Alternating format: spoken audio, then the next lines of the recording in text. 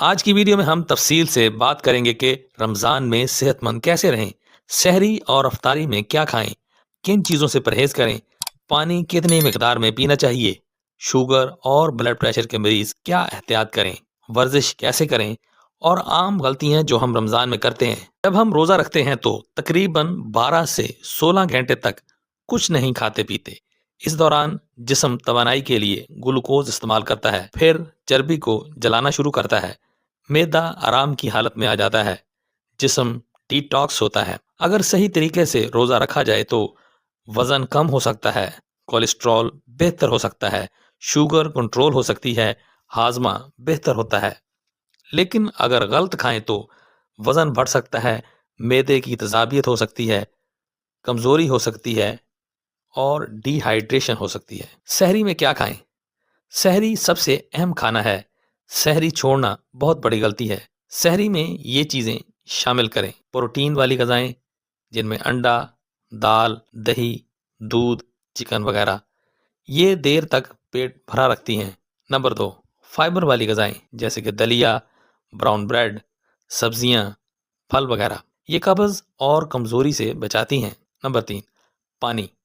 سحری میں کم از کم 2 گلاس پانی ضرور پئیں۔ سحری میں کن چیزوں سے پرہیز کریں؟ زیادہ نمکین چیزیں، اچار، بہت زیادہ چائے، مسالے دار سالن، یہ دن میں پیاس بڑھاتے ہیں۔ افطاری میں کیا کریں؟ ہماری سب سے بڑی غلطی افطاری میں حد سے زیادہ کھانا ہے۔